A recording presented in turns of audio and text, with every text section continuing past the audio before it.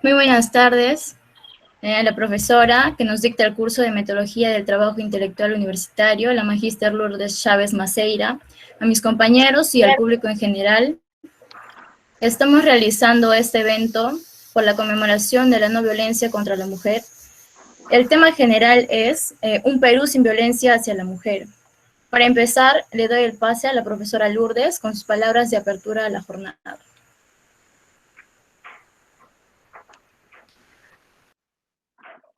Muy buenas tardes, estimados estudiantes, docentes que nos acompañan y público en general. Estoy aquí, hoy día es un día muy importante, no solo para las mujeres, sino para todos aquellos que queremos una sociedad más igualitaria y justa. El 25 de noviembre se conmemora el Día de la Lucha contra la No Violencia hacia la Mujer. En el mundo hay muchos eventos hoy en día, en Arequipa también, en la mañana nuestra universidad organizó uno a partir del Grupo Diana, un congreso que se está llevando a cabo desde el día de ayer. Esta actividad, primero quiero mencionar, forma parte del mes conmemorativo no solo de nuestra universidad, sino también de nuestra facultad y de nuestra escuela de filosofía. Esta iniciativa, esta preocupación por la no violencia hacia la mujer, es una actividad y es una permanente búsqueda de una propuesta, de una serie de alternativas para acabar con este flagelo, por decirlo así, que ya siglos de siglos se viene dando y mucho más se percibe, no sé si por los medios de comunicación o qué, en estas últimas décadas. El curso de Metodología del Trabajo Intelectual Universitario tomó hace 3 años la iniciativa de involucrarse en este tema. El tema de la no violencia hacia la mujer lo inicié en la época en que también se iniciaron los estudios generales. Metodología del Trabajo Intelectual Universitario es justamente un curso de los estudios generales y a partir de él quisimos iniciar esta propuesta por mejorar la situación de la violencia, especialmente hacia la mujer. Este año, en la coordinación de la doctora Leonor Pacheco, se ha pretendido también extender esta preocupación no solo al campo de la violencia hacia la mujer, sino a cualquier tipo de violencia, ¿no? Proceda de donde proceda. Por ello es que, apoyada también con mis estudiantes y apoyando la iniciativa de ellos, es que gracias a la invitación del profesor José Antonio Valdivia, organizamos este pequeño evento, quizás pequeño, pero muy significativo, de reflexionar como futuros filósofos sobre el tema de la violencia hacia la mujer. Con los dos delegados de curso, por un lado Eric y por otro lado la señorita Nadia, delegada, digamos, de promoción, es que organizaron mesas de trabajo a partir de las cuales se analizó y se sintetizó en conclusiones lo que piensan, lo que proponen nuestros estudiantes sobre el tema de la violencia a la mujer. Un problema que no compete solo a las mujeres, nos compete a todos, hombres y mujeres que formamos esta sociedad y que desde nuestra perspectiva filosófica, reflexiva y crítica buscamos cambiar. Que no se diga nunca que la filosofía es abstracta, que se encierra en su torre de cristal, sino más bien que la filosofía forma un papel activo en la transformación de nuestra sociedad, en un lugar más digno donde vivir y donde la violencia hacia la mujer desaparezca. Tenemos en el país miles de casos de mujeres violentadas, atacadas, etcétera, etcétera. Estaba pensando qué caso tomar. Pensé de repente inicialmente el de Ibi Águeda, quemada y finalmente muerta en manos de un enfermo. No sé, también pensaba de repente tomar el caso de Arlet Contreras, que ahora es congresista, ¿no? Los que no lo vieron en aquel entonces, les recuerdo una escena lamentable que vimos por los medios de televisión. Vimos a Arlet Contreras, que la arrastraron por el piso, la jalaron de los cabellos, la golpearon y la intentaron violar y matar. Una cámara de un hotel logró grabar esto, y aún así, la jueza que vio el caso, María Pacheco, consideró que no era suficiente y que una condena de un año de prisión suspendida contra el agresor Adriano Pozo bastaba. Cabe resaltar que en el 2019 ya se revocó dicha anulación. En la entrevista que se le hizo a la jueza, dijo que si bien le indignó como mujer, como jueza tenía que ser imparcial, y solo encontraron lesiones breves. Lesiones leves, a pesar de las marcas de intento de asfixia en su cuello. El sujeto casi la mata y le decía que si no era de él, no iba a ser de nadie. Esta es una conducta total y completamente deplorable para admitir. Otra abogada importante, la presidenta de la Corte Superior de Ayacucho, que curiosamente tenía una relación muy cercana con la familia del agresor Adriano Pozo, ¿no? Ya que el padre de este sujeto era un regidor influyente, también, digamos, se puso del lado del agresor, ¿no? El padre del agresor intenta descalificar como víctima a Arlet, al decir que gestionaba una agencia de anfitrionas, como si fuera malo gestionar una agencia de anfitrionas. Esto se da mucho hoy en día. No solamente este tipo de agresión, sino estas escasas y repudiables justificaciones. Es decir, vimos también hace pocos días un caso de una muchacha que fue, digamos, referida por el abogado defensor del agresor como una chica que le gustaba divertirse, como si también la diversión fuera algo que avalara la posibilidad de una violación.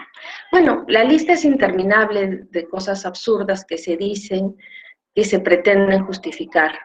Por eso es que este tipo de actividades lo que buscan es cambiar la mentalidad, no solo de los agresores, no solo de los varones, sino especialmente también de las mujeres. Por eso yo estoy muy orgullosa del trabajo de mis estudiantes, de haber puesto en el tapete estos temas y haber llegado a algunas conclusiones que hoy nos compartirán. Pues no quiero entretenerlos más y eso sería todo lo que yo tendría que decir para empezar este evento que nuevamente saludo y sirve también como un saludo a nuestra escuela y a nuestra facultad. Muchas gracias a los que nos acompañan y especialmente a mis estudiantes.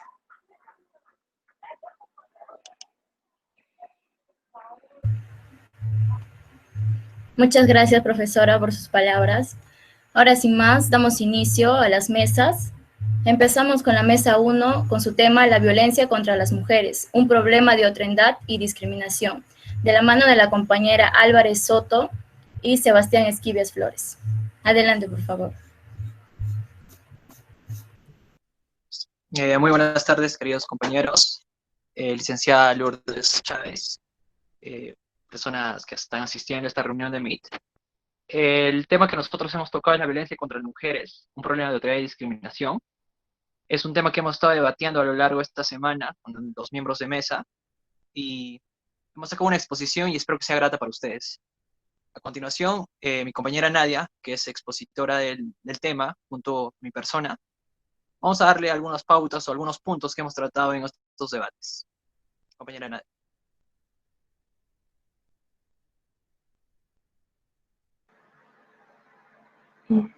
Bien.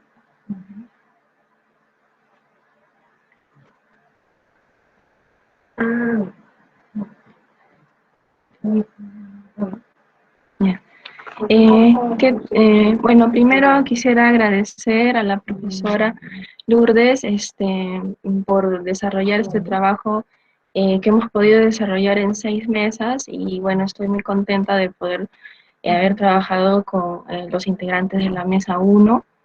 Y bueno, entonces empezaríamos primero por qué conceptos vamos a relacionar, y en los que, bueno, los que conceptos que hemos podido ir trabajando en la mesa de trabajo y que se van a ver en las conclusiones, van a ser referidas a la violencia, a la otredad, a la discriminación, al rechazo, ¿no? Que son más conceptos, uno podría pensarlos un poco más sociológicos, pero que en la otredad, que ya después lo vamos a ver, hay toda una significación detrás, ¿no? Entonces, sin más, vamos a pasar a las conclusiones que hemos podido desarrollar en la mesa de trabajo. Gracias. En la conclusión número 1 tenemos, existe una estructura social, cultural, política y económica que condiciona que hay una percepción de ciertas creencias que han sido producidas en la sociedad, las cuales generan discriminación y violencias contra las mujeres.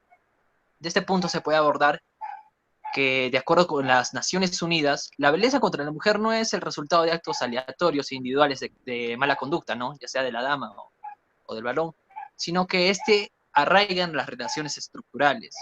Es por ello que se debe que la estructura o la hegemonización de la estructura que se ha ido evolucionando a lo largo del tiempo conlleva que lo cultural nos lleva a ver lo que está bien.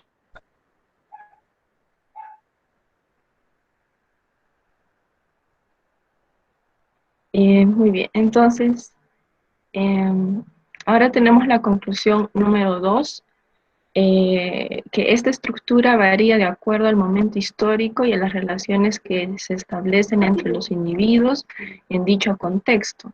Estas relaciones permiten que se mantenga y se perpetúe dicha estructura, por lo tanto tiene una funcionalidad determinada, ¿no?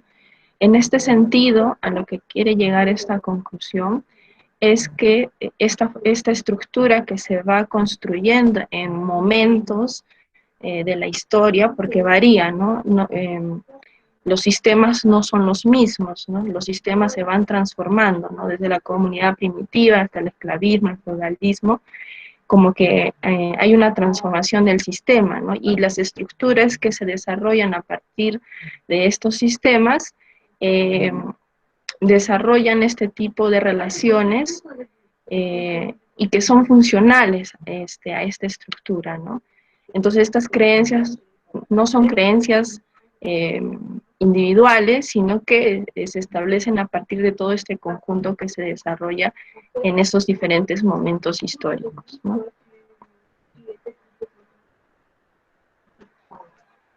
La número 3 nos dice que estas creencias se reproducen a partir de la educación y la sociabilidad. Es por ello que la estructura hegemoniza ciertos paradigmas que brindan poder a un determinado grupo, las religiones, monarquías, etc. Hay dos palabras claves en esta conclusión, las cuales son la educación y la sociabilidad. Ya sabemos que la educación es uno de los factores más influyentes en el avance y el progreso de personas y sociedades. Además de proveer conocimientos, la educación enriquece a la cultura y al espíritu, pero sobre todo también te da valores, ¿no? Esto no solo es un problema social, básicamente, ¿no? También es un problema ético. ¿Por qué? Porque no basta con buscar un culpable para castigarlo y apresarlo, quizás hasta matarlo, ¿no? Y a través de ello quizás la población pueda sentir algo de que se ha limpiado, que ya está a favor de una posición o una estructura. Debemos ser autocríticos, tanto el 100% de la población, por eso es un problema ético. Autocríticos incluso para afrontar las más simples tareas, ¿no? Como las cotidianas o las domésticas.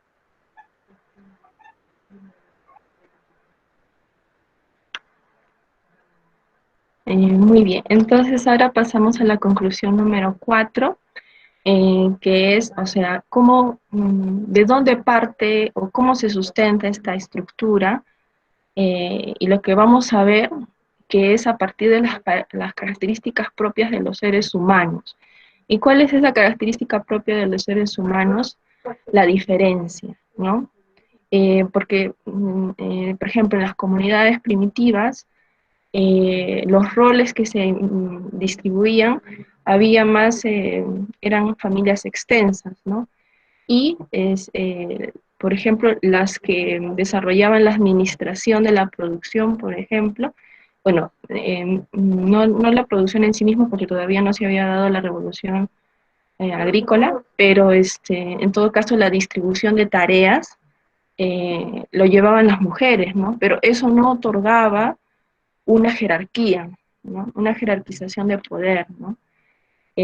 Pero ya luego es que cuando se producen las grandes ciudades, entonces esta diferencia que es propia de la de los seres humanos, porque somos diferentes, representa como algo que va en contra de eso que se está estableciendo, ¿no? Como que lo que se considera normal y establecido, que da una configuración a la sociedad, se representa como, como que aquello que va en contra de eso, o que se sale de eso otro, es lo que se va a rechazar, ¿no? Entonces, en ese sentido, el otro que representan las mujeres, en este caso, porque se da en otros ámbitos, ¿no? También se da en la raza, en el género, pero en este caso, en las mujeres, este otro que representan las mujeres, que estaba fuera de lo normal o establecido, por ejemplo, en la Edad Media, con esto de la Inquisición y la matanza de mujeres por considerar a las brujas, ¿no? Por ejemplo, es lo que se rechaza, se discrimina, se lo excluye, incluso se lo mata. Y es un poco lo que le va a dar base a esta estructura hegemonizadora que se va a establecer, ¿no? A partir de estas creencias y estos sistemas de valores que se van a dar a partir de estas creencias, ¿no?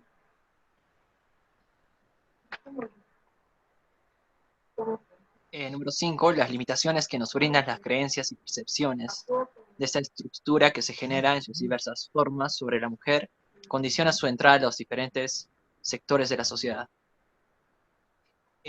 Básicamente las creencias o las percepciones nos limitan, ya que es algo que realmente no es cierto, pero que sí lo es para nuestra mente. Y eso es lo que vale para nosotros, ¿no? Básicamente. Entonces, al nosotros tener una sociedad basada a las creencias o a las percepciones, hacen que haya muchas limitaciones, y ha habido muchas limitaciones en los casos de feminicidio, ¿no?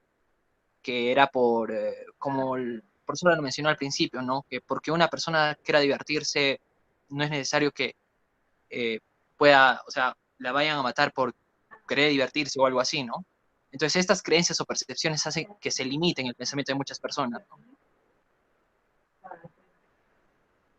Uh-huh. Entonces hemos visto que hemos pasado de algo que es propio del ser humano a luego solidificarse en creencias que luego van a ser paradigmas, ¿no? Y que van a dar base a la estructura. Entonces la propuesta de la mesa de trabajo, que hemos llegado a la conclusión de que lo que creemos que es lo que se debería buscar es poder convivir con la diferencia, ¿no? Que representa a cada uno de nosotros con lo particular, ¿no? Con lo propio, y que eso no se convierta en algo que genera poder, ¿no? Que genera jerarquía frente al otro, ¿no? Y que la igualdad se busque, pero en tanto acceso de oportunidad, ¿no? O sea, lo normativo, porque la igualdad tiene que ver con lo normativo, con lo que debería ser, ¿no?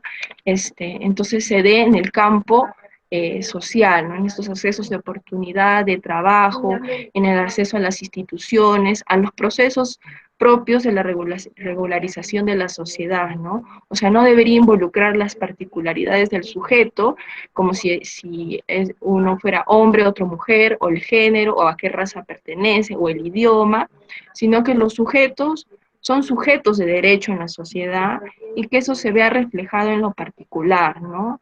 En la transformación del sistema mismo que establezca la diferencia y la igualdad como paradigma.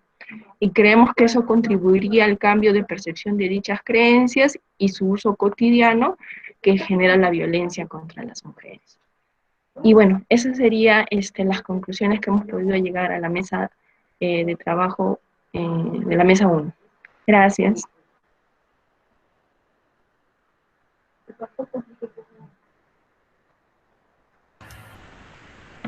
Muy buena exposición, compañeros. Ahora, si alguien desea hacer una pregunta, lo puede realizar. Disculpen. Sí, adelante. Sería esto. La violencia contra las mujeres es un problema de otra edad y discriminación. ¿Por qué aumentaron las denuncias de maltrato físico o psicológico hacia la mujer? ¿Y por qué ahora aumentaron los casos o las mujeres levantaron su voz? Esa sería mi pregunta. Muchas gracias. ¿Alguien más desea preguntar o hacer algún comentario? Buenas tardes. Yo, por favor, Sí, adelante. eh, un comentario, una intervención. He estado escuchando atentamente la exposición y han hablado del concepto filosófico de otredad. Realmente, relación e intrínsecamente vinculado con la mujer. ¿Cómo se trata yo miro juicio para llegar a esta mujer que efectivamente es la mujer? Diciendo que sobre la base seguramente es por una noción que ha sido, digamos, naturalizada a lo largo de la historia por nuestra cultura y que ha colocado a las mujeres de repente en una posición o una situación específica. La misma que obviamente se caracterizan por su marginalidad, exclusión, discriminación, yo qué sé, o violencia en todo caso. En todo caso, cuando, cuando se habla de otredad, ¿por qué tratar a la mujer como el otro? ¿Por qué darle de repente a ese concepto filosófico de otredad ese rostro de una mujer? ¿No cree el grupo que se está de repente estigmatizando realmente con conceptos diferenciadores, como si fuese de repente una marca candente que incluso se podría establecer en la imagen de la mujer? O en todo caso, entiendo yo como grupo, ¿cuál sería la importancia de ese otro que a criterio de su grupo vendría a ser la mujer? Y de repente, ¿qué soluciones plantearían, ¿no? Para deconstruir una estigmatización perjudicial contra la mujer. Gracias. Gracias por su participación. Si alguien más desearía hacer una última pregunta o comentario, el público de repente se anima.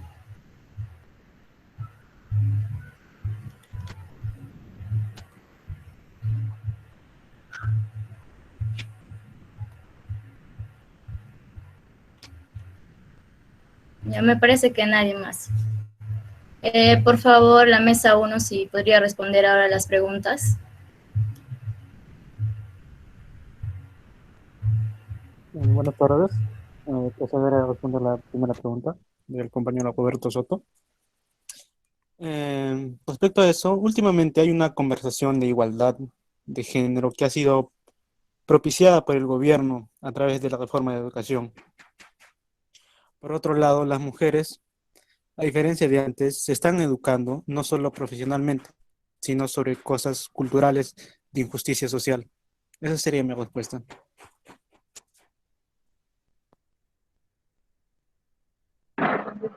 En el caso de la segunda pregunta, lo que pasa que no es que, o sea, la otredad se da en el sentido de la diferencia propia del ser humano.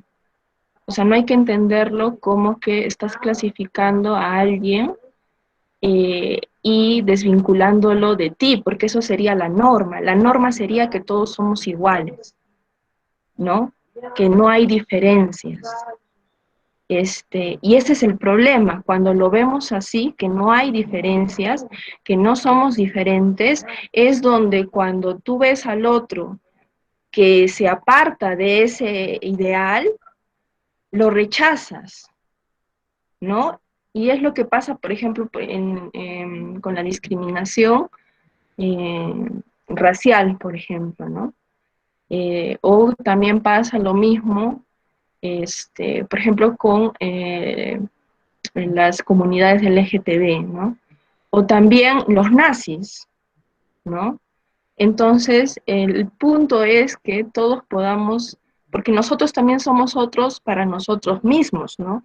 Incluso para nosotros mismos a veces desarrollamos actitudes, posiciones que ni siquiera nosotros mismos nos podemos reconocer en ciertos momentos.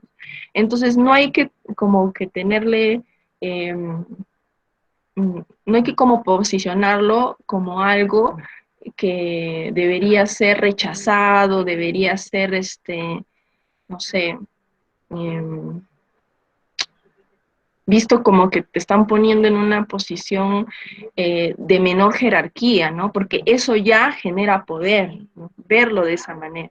En cambio, si podemos aceptar que el otro es diferente, podríamos aceptar las diferencias que tienen esas personas, que tienen otro color de piel, que tienen otra nacionalidad, que tienen otras creencias, que no van a hacer lo mismo que uno quiere hacer, ¿no? Y entonces podemos llegar a espacios de convivencia más sanos, ¿no? Más sanos, más éticos, y donde los sistemas de valores realmente puedan ser aplicados para todos, ¿no? Eso sería la respuesta que podría.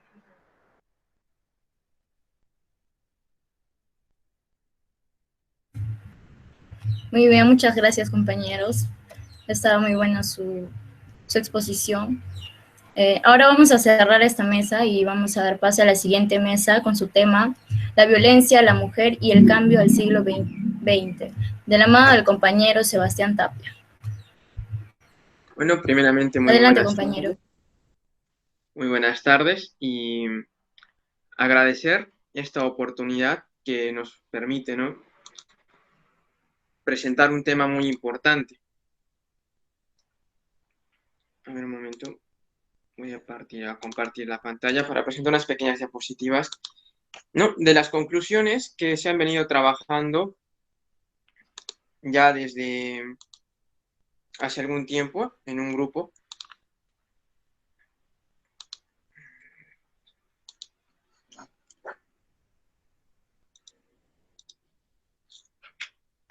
Pues bien, ¿no?, es el tema justamente de la mujer y el cambio del siglo XX.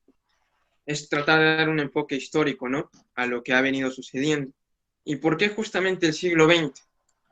Es porque antes del siglo XX había una realidad, y durante esta transición entre el siglo XX, bueno, finales del siglo XIX y XX, hubo un cambio, ¿no?, que fomenta lo que son las bases de la sociedad en cuanto a las mujeres, ¿no?, que a través de la historia han sido una parte muy importante de la sociedad que ha sido marginada, ¿no?, por una sociedad, vamos a decirle, ¿no?, machista o patriarcal, ¿no? Primero tenemos que ver justamente cuáles son los antecedentes.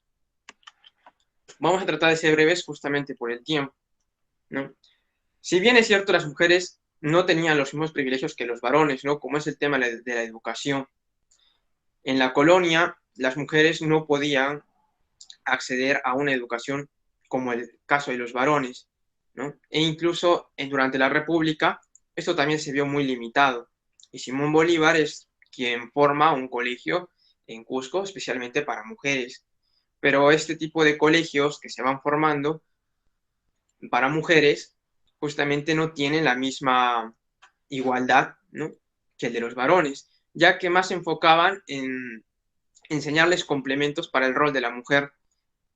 Si bien sabemos, desde hace mucho tiempo la mujer siempre se ha caracterizado o siempre se ha intentado caracterizarla como una ama de casa, ¿no?, y como la cuidadora de los hijos. Y es justamente que en la República naciente también se quiere mantener a la mujer bajo la sumisión del hombre, ¿no? Pero sin embargo, poco a poco las mujeres empiezan a darse cuenta y bueno, en los años 1890, 1900, empiezan una lucha por intentar tener esa educación, ¿no?, igualitaria que la de los varones. Y pues bueno, aquí podemos ver claramente, y esto lo hemos apreciado en el grupo, que buscar que las mujeres no accediesen a una educación, ¿no?, igualitaria de los varones era tratar de limitarlas para que ellas no obtengan las herramientas y se vuelvan independientes, no se independicen del hogar y puedan buscar otro tipo de caminos, ¿no? Y por suerte, más adelante, se logra dar lo que es algunas reformas de educación, ¿no? Como justamente las que pasaron al inicio del siglo XX, que es que las mujeres ya podían acceder a una carrera universitaria, ¿no? A estudios universitarios, obtener grados, ¿no? Como bachilleres, licenciadas, magísteres, ¿no? Y a raíz de ello, pues lo que tanto se temía por parte de algunos varones es que las mujeres empiezan a buscar un poco más su independencia.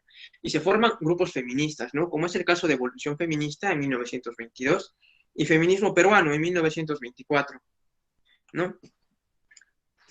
Grupos feministas que lo que buscaban era el reconocimiento de las mujeres, especialmente para poder tener los derechos políticos que los varones.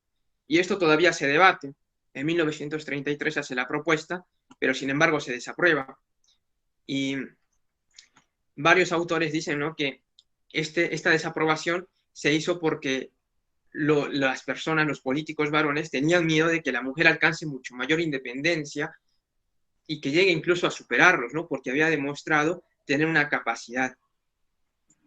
A raíz de los grupos, bueno, a través de los grupos feministas, las mujeres tratan, ¿no?, de hacer que el Estado las reconozca de alguna manera, ¿no?, y sepa, pues, que ellas también tienen la misma capacidad, tanto laboral como intelectual, ¿no? Como es así que participan, digamos, en pequeños grupos, no sindicatos, porque no se les permitía, pequeños grupos, y se logra justamente la lucha de las 8 horas, ¿no? Horas laborales. Entonces las mujeres, ya una vez que accedieron a la educación, empiezan un poco a independizarse, ¿no? Sin embargo, aún seguían sometidas al marido, ¿no? A pesar incluso que en la segunda mitad del siglo XX, cuando podría aprobar la ley para que las mujeres puedan votar, ¿no?, tener derechos políticos, participar en la política, aún había varones que trataban de limitar a las mujeres, ¿no?, de limitarlas al hogar, hacer todo lo posible. Y si bien sabemos, en el siglo XX el índice de la población ha crecido drásticamente, ya que cada familia en promedio tenía de 5 a 7 hijos, ¿no? Y es justamente esta una manera de limitar más a la mujer netamente al hogar y que el varón simplemente se siga enfocando en ser el que trabaje, el que se desarrolle, ¿no? ¿Y cómo es que pasa esto? Pues no se sigue una tradición patriarcal y lo hemos visto y lo podemos seguir apreciando, que muchas mujeres, ¿no?, de la década de los 60, 70, ¿no?, todavía siguen teniendo ese pensamiento de que el varón es el que decide las cosas y la mujer se mantiene sumisa. En 1979 se las logra reconocer como ciudadanas con derechos políticos, ¿no?, para que el Estado pueda garantizar sus derechos humanos. Sin embargo, había varones, había grupos que aún seguían en contra de esto, no seguían en desacuerdo y tratan, pues, de hacer todo lo posible para que las mujeres no puedan acceder a los cargos políticos, ¿no?, a pesar de que ya podían hacerlos según la Constitución de 1979, aún se les limitaba a ello, ¿no? Y es justamente aquí en la época del terrorismo cuando hay un retroceso, hay un pequeño retroceso, ¿no? Este tema es muy amplio, sería bueno profundizarlo más adelante, ¿no?, porque hay varios testimonios, ¿no?, recogidos de organismos internacionales y de la misma Comisión de la Verdad que se dio en el año 2000, 2001, ¿no?, que recopilan varios testimonios de abusos. Y miren, lo increíble es que ya el Estado en 1979 había reconocido a la mujer con todos sus derechos, pero sin embargo, ¿no?, en el terrorismo el Estado se hace el desentendido, especialmente, bueno, el gobierno, ¿no?, se hace el desentendido, ignora a las mujeres, ignora las quejas que ellas venían a hacer, e incluso las propias autoridades, como militares y policías, ¿no?, que estaban en la lucha contra el terrorismo, inventaban excusas tontas para poder abusar de las mujeres, ¿no? ¿Y qué hacía el Estado? Pues nada. Iban a la fiscalía, pues simplemente archivaban el archivo, la denuncia, y lo dejaban allí, ¿no? Y si el que había cometido el abuso era un policía, todavía se atrevía, ¿no?, a tratar de menospreciar a esa mujer. Y esto especialmente ocurre en lo que es la región de Ayacucho, ¿no? Pues bueno, podemos ver aquí, ¿no?, que es un gran avance lo que se dio, y en la época del terrorismo se detuvo, ¿no?, esta lucha feminista. Sin embargo, esta se va retomando, ¿no?, a medida que va pasando el tiempo y surgen nuevos grupos feministas, nuevos movimientos, pero la problemática que se plantea ahora en el siglo XXI es que muchos de estos grupos feministas ya no buscan la igualdad, sino la superioridad sobre el varón. Y esto lo podemos ver a nivel mundial, ¿no? La propuesta, pues, de este grupo, ¿no?, que ha trabajado este tema es justamente que se vea la historia, ¿no?, se vean las bases por el cual se ha fundado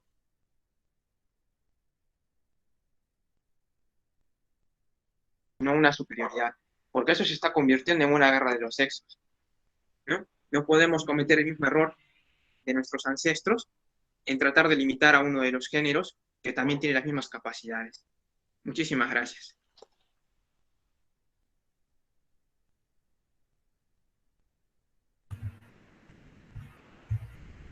Gracias, compañero. Ahora, si alguien desea hacer alguna pregunta o comentario. Yo tengo una pregunta. Sí, adelante. Un poco más de volumen a su micro, no se le escucha bien. ¿Cómo los cambios que han mencionado han afectado la transformación de la percepción y la posición de la mujer en la sociedad? ¿Podríamos decir que ha mejorado a pesar del aumento de feminicidios?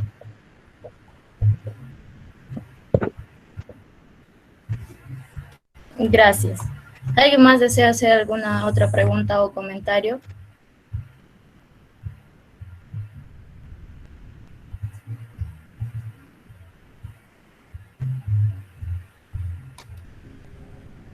Tenemos Bien, aquí en el chat. Sí, en el chat han preguntado dos personas. El primero dice, ¿cómo llegó a la conclusión de una guerra de los sexos, donde el feminismo busca una superioridad? Y la compañera Elfri nos dice, considerando todo el contexto de cómo se dio desde la marginación de la mujer y todo el proceso de su emancipación, ¿cuál es el papel de la mujer hoy en día? Hay una pregunta más, nos dice, ¿la teoría falocentrista sigue vigente? Por favor, la mesa 2, sus respuestas. Bueno, en primer lugar, con la primera pregunta, pues, como se había mencionado al principio de la exposición, es que en el siglo XX se fundan las bases para la lucha de las mujeres, ¿no?, que ya se cansaron de ser sumisas y buscan ser reconocidas por el Estado como iguales por los varones, ¿no? En cuanto a la segunda pregunta, yo no he dicho que exactamente hay una guerra de los sexos, sino que se está convirtiendo en una guerra de los sexos. ¿Y cómo lo podemos ver esto? No digo que todos los movimientos feministas, en ningún momento lo he dicho tampoco, ¿no?, se estén orientando a ese extremismo, sino que hay ciertos grupos feministas extremos, ¿no?, e incluso algunos los califican ¿no?, de feminazis, etcétera, ¿no?, que justamente buscan la superioridad. En cierta forma sí lo hacen, ¿no?, y tratan de menospreciar al hombre solamente porque es hombre. Tratan de, simplemente porque es hombre, debería ser condenado, debería ser culpado. Y esto lo podemos ver que en varias marchas, especialmente, bueno, en Argentina, estaba viendo un video hace poco, que un chico, un joven, empezó a sacar algunos carteles de un monumento que había sido profanado por una marcha, ¿no? En este caso era feminista. Y había un grupo de mujeres de todo ese movimiento que empezó, pues, a agredirlo, ¿no? Agredirlo verbalmente, ¿no? Y a un señor que estaba cerca le decía, muy bien, joven, usted está sacando los carteles, está limpiando la ciudad. Incluso a ese hombre mayor también lo habían agredido verbalmente y sin presentar ningún tipo de argumento. Entonces, a lo que yo voy es que debemos mirar el pasado y ver que los movimientos feministas buscaban la igualdad, el reconocimiento, basados en argumentos válidos, ¿no? No podemos decir, y eso lo puedes apreciar en varios videos, especialmente, bueno, en Facebook, en YouTube, hay mujeres que justamente lo único que dicen es, fuera macho opresor, pero, o sea, solamente porque es varón, tiene que irse, tiene que ser menospreciado, ¿no? o porque es varón es culpable de los delitos de otros varones. No podemos hacer eso, no podemos cometer ese tipo de error. De hecho, es una falacia, ¿no? Una falacia lógica. No porque hayan partes, ¿no?, de ciertos grupos que hayan sido malos, no significa que todos lo sean, ¿no? Y en el caso de las mujeres, pues también, ¿no?, de los grupos feministas, yo no califico a todos los grupos feministas, ¿no?, diciendo que pues son todos los grupos que se van a un extremismo y buscan la superioridad, sino que al contrario, hay grupos que todavía siguen buscando la igualdad, pero hay justamente, ¿no?, ya ahora en el siglo XXI, pequeños grupos que se están yendo a un extremo y justamente culpan al varón simplemente por ser varón, ¿no? Y eso también me enfoca un poco a la tercera pregunta, a la pregunta de Nicole, ¿no? El falocentrismo es justamente una ideología que se basa en los genitales, ¿no?, ya sean masculinos. Y pues se podría decir que aún existe, pues de seguro debe seguir existiendo en ciertos grupos. En grupos pequeños, ¿no?, por no decir, bueno, tampoco es correcto decir que la mayoría, ¿no?, porque ya se ha superado ese tema en cierta parte, ¿no? Al igual que otros temas, ¿no?, como por ejemplo, Mariátegui felicita mucho a la inclusión de las mujeres en la política y las muestra muy capaces, y él mismo dice, ¿no?, de que no es un tema que solamente se dedique o que deba ser solamente para un género, ¿no? Creo que había una pregunta más. ¿Cuál es el papel de la mujer hoy en día, no? Pues, ¿cuál es el papel de la mujer hoy en día? Tiene el mismo papel que el varón, tiene los mismos roles, los mismos derechos, ¿no?, las mismas oportunidades. Que ciertamente aún hay un jale de discriminación, ¿no?, por parte especialmente de algunas empresas laborales, ¿no?, pero esto tiene que irse superando poco a poco. Se tiene que buscar la igualdad, ¿no? Y el rol de la mujer está justamente en tratar de promover la igualdad de los derechos y promover una sociedad justa. Es el mismo rol que tienen los varones de promover una sociedad justa, una sociedad adecuada y una convivencia pacífica. Muchísimas gracias.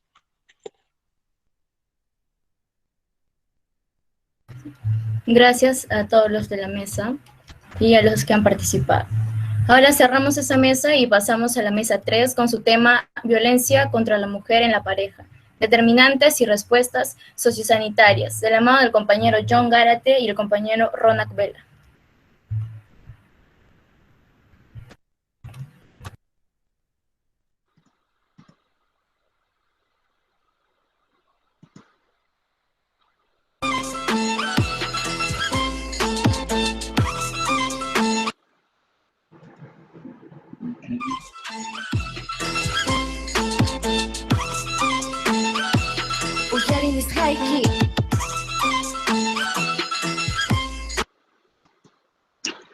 Buenas tardes, asistentes, buenas tardes, compañeros. Con esta mesa, a continuación les delimitará y les mostrará de manera argumentativa los determinantes y las respuestas sociosanitarias que se presentan en nuestro país, ¿no? Y en este efecto que llamamos, y en este movimiento que llamamos feminismo, ¿no? Y sobre todo queremos hincar en el hecho y tratar de delimitar, ¿no?, los actores que van de mano de lo que es una variable, ¿no? Porque vamos a emplear lo que es la terminología una variable para tener una variable econométrica de cómo se da en nuestro país la violencia de género, ¿no? Que en lo que es en el ámbito doméstico y conyugal se da en 3 maneras, que son la física, la sexual y la psicológica. Tenemos 10 determinantes, los cuales a nivel internacional en todos los grupos de investigación se emplean de manera más específica, ¿no? Pero nuestro presente, los cuales son el nivel socioeconómico, el nivel de educación, el estado civil, la edad, la experiencia infantil de maltrato de parte de los padres, la ocupación de la mujer y de su pareja, el número de hijos, la brecha asimétrica de poder, el consumo de alcohol y los años de unión.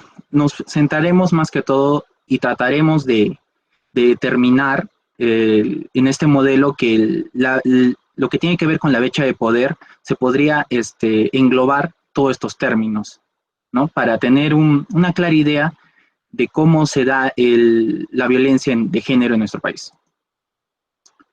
el modelo tiene dos supuestos, ¿no? El varón es un agente administrador, maximizador de servicios, busca compañía, apoyo, sexo, amor, procreación y crianza de hijos, entre otros, en otros servicios más que desea y que busca de parte de su cónyuge. Tenemos una sociedad machista y patriarcal. No es muy alejado del presente que tenemos, ¿no?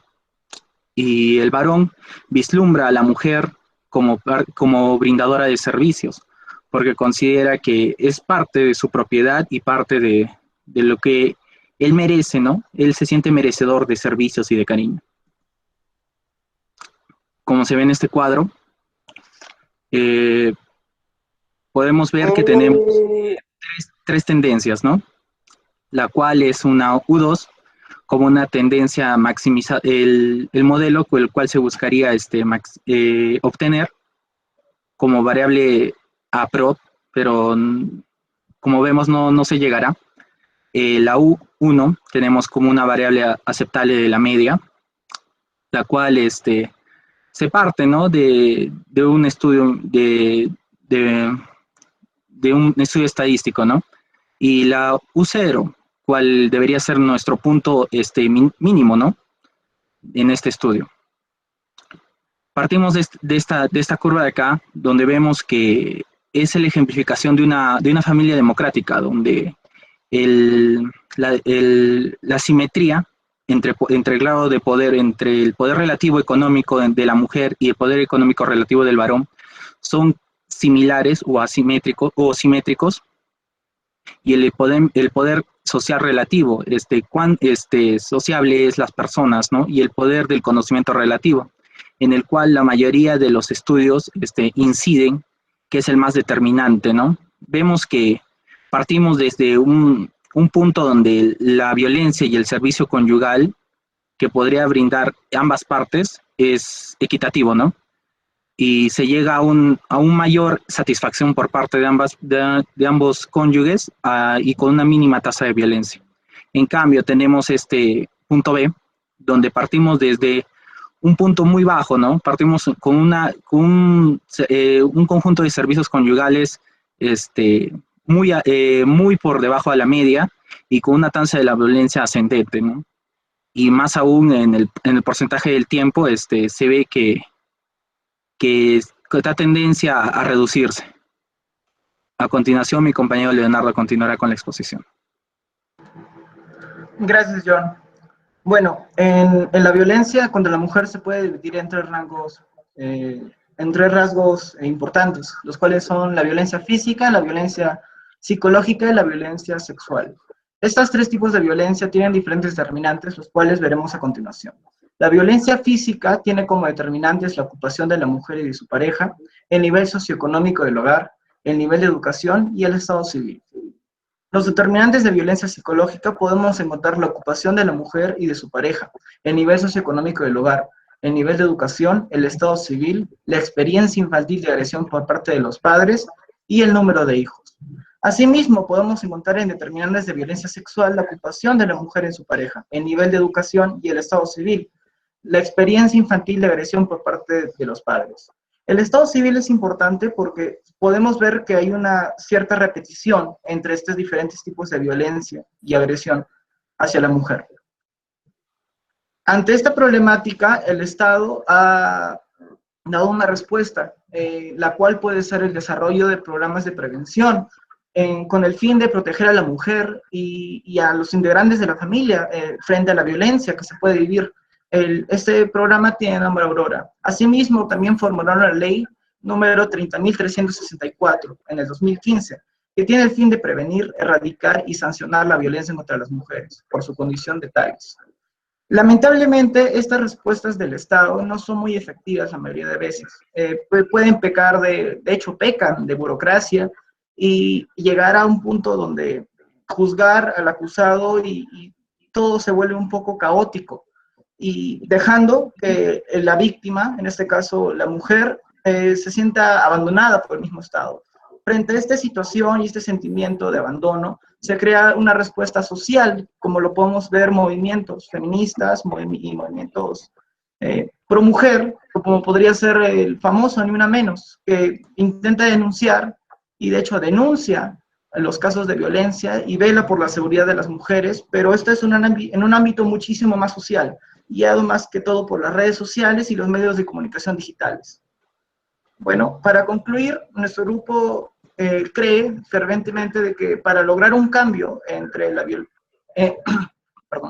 para lograr un cambio para la violencia contra la mujer, necesitamos unirnos, tanto el pueblo como el Estado, por así decirlo, para generar espacios de seguros donde la mujer se pueda desarrollar y se sienta segura y pueda denunciar cualquier tipo de acoso o cualquier tipo de violencia.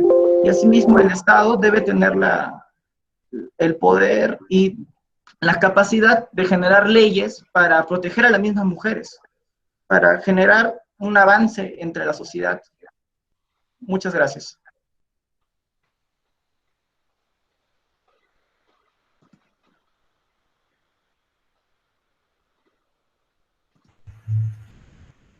Gracias, compañeros. Si alguien desea hacer alguna pregunta o comentario.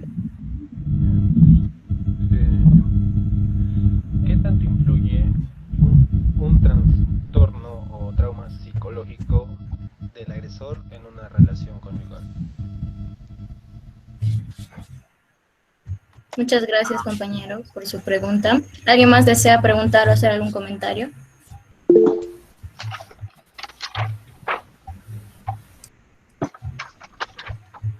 Nicole nos dice, ¿creen que deberían crearse más leyes, reforzarlas o darse sanciones penales más fuertes? ¿Alguien más desea preguntar?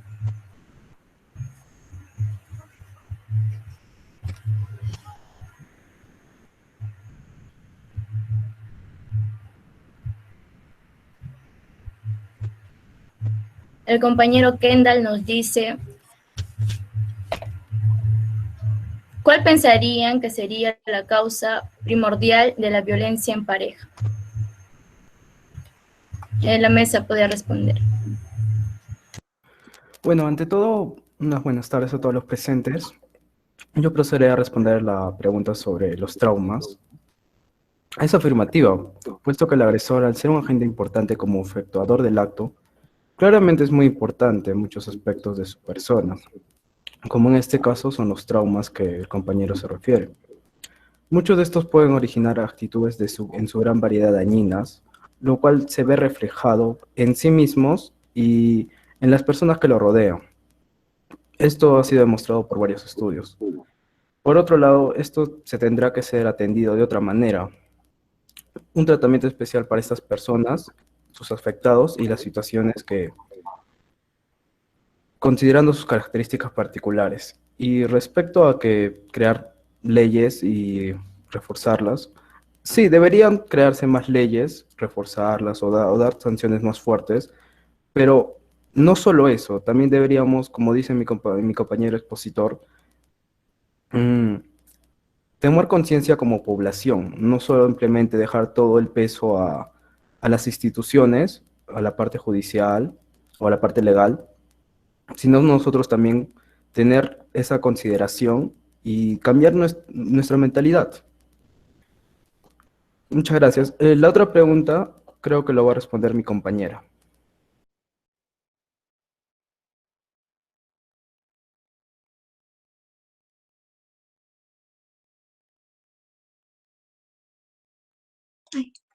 Buenas tardes. Voy a responder la pregunta de ¿cuál sería la causa primordial de la violencia en pareja? Bueno, considero que hay muchas causas y una de estas sería la brecha de poder. También la experiencia de violencia en la familia, consumo de alcohol, pobreza, el carácter violento, controlador y posesivo. También se da por el aislamiento social y una idea estereotipada del papel del hombre y la mujer. Gracias. Ok, y respondiendo a la pregunta de nuestra compañera Nicole, ¿cree que debería crearse más leyes al reforzar o dar sanciones penales más fuertes? Considero que todo todo parte, ¿no? Desde que nosotros tomamos este movimiento, todo esto que vemos, ¿no? Partimos desde la educación, ¿no? Se debería brindar más conocimiento, porque vemos que hay muchos jóvenes, hay muchas personas que no tienen, consideran al término feminista o al término de violencia de género como algo propiamente estrecho, ¿no? Para que solo debe ser visto por las mujeres y nada más que por las mujeres, pero debemos de ser conscientes que todos somos entes participativos, ¿no? La violencia parte por hechos muy concretos como lo son los micromachismos, que tenemos muy arraigados en nuestra personalidad, tanto masculina como femenina, y por eso creo que debería partir desde ese hecho más que partir de leyes, ¿no?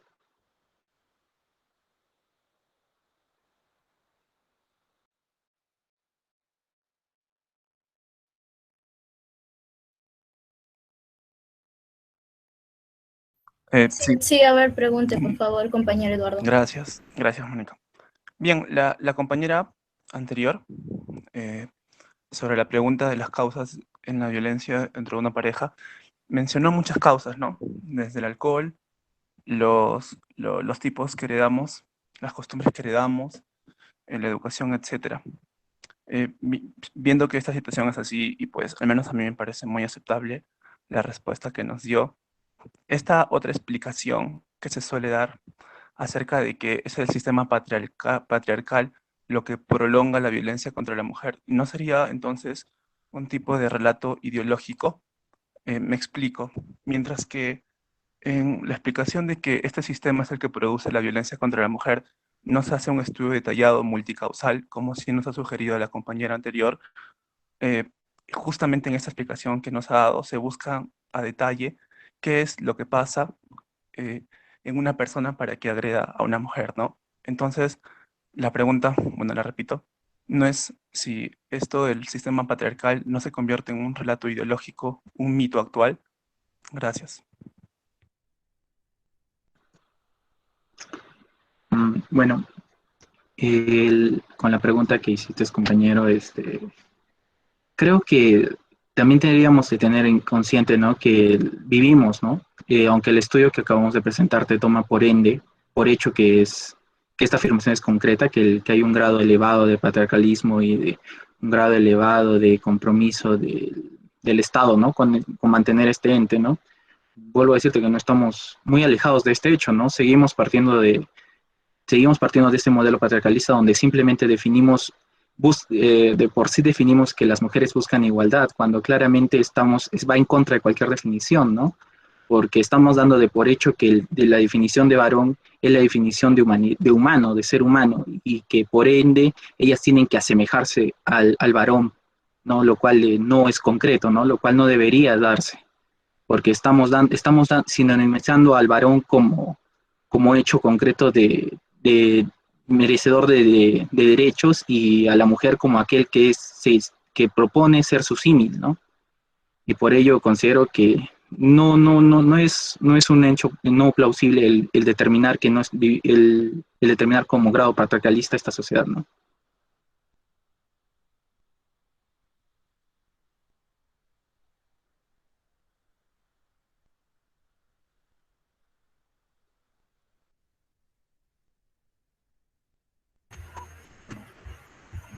Muy bien, compañeros. Muchas gracias a todos los que han participado en esta mesa. Ahora cerramos esta mesa y pasamos a la mesa número 4 con su tema Violencia contra la Mujer, Cultura Transformada, a cargo de la compañera Erika Ramos. Pase, compañera. Profesora, muy buenas tardes. A todos los asistentes, muy buenas tardes. Voy a hacer la presentación de las diapositivas. Por favor, me avisan si logra verse. Todavía no. De repente el anterior grupo deja de compartir. ¿Qué tal ahí? ¿Se logra ver? Todavía. Ok, y ahora sí ya está entrando la imagen. Ahora sí. Genial. Ya, muchas gracias. profesora. Muy bien, continuando, ¿no?, con este pequeño aporte que estamos haciendo a este día, a esta conmemoración del Día de la No Violencia contra la Mujer. Nuestro tema abarca sobre la violencia contra la mujer como cultura transformada, ¿no? Vamos a ir un poquito a ver la historia de las violencias, ¿ya? Para eso vamos a iniciar, pues, con una parte introductoria. Toda la historia es un proceso para recordar el pasado, ¿no? Sabemos que es así. Hasta parte del siglo XX, los hombres tenían pues preparación y son los únicos, ¿no?, beneficiados con preparación para poder escribir o narrar la historia. Entonces, los hombres han ido escribiendo, han ido narrando esta historia, pero desde su punto de vista, ¿no? Tenemos la historia contada a través de los ojos de ellos, no buena ni mala, pero sí a través de la historia, de su punto de vista de los varones. Recordar y vivir la historia, pues es no volver a repetirla, ¿no? Entonces es bueno saber desde cuándo ha ocurrido la violencia contra la mujer, y lo vamos a hacer de una manera general.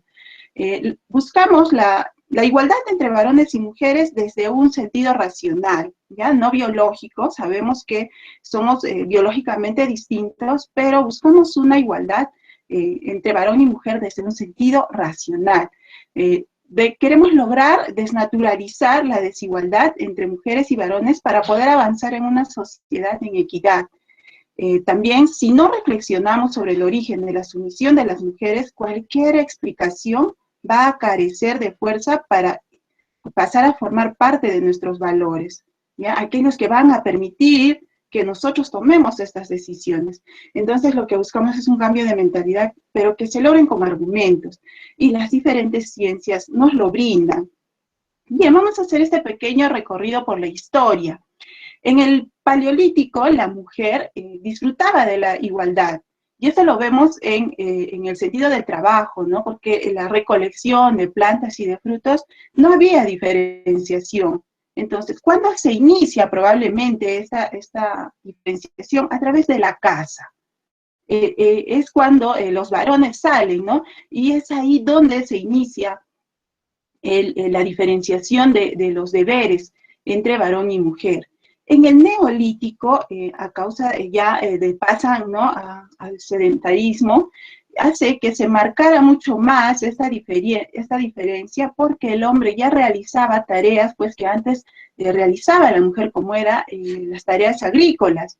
También la defensa de las tierras, nacen las guerras acá, ¿no? En el Neolítico ya con las guerras se inicia, trae como consecuencia que la mujer quede en casa al cuidado de los hijos, y esto propicia una formación de la familia, y pues el varón pasa a tener una esposa, y es donde se marca el sentido de la propiedad.